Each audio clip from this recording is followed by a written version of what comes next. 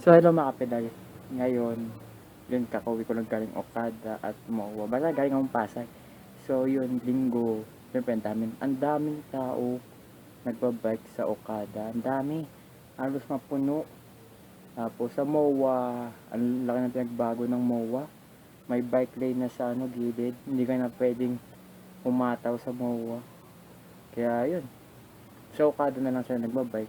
Tapos yun, syempre, hindi na din ako gano'n nakapag-vlog doon kasi na-enjoy ko mag-bike eh. So yun, so may mga clips na lang ako ipapakita sa inyo. Yung pag-ikot ko sa Okada, syempre biglang namatay eh. Tapos ano pa ba?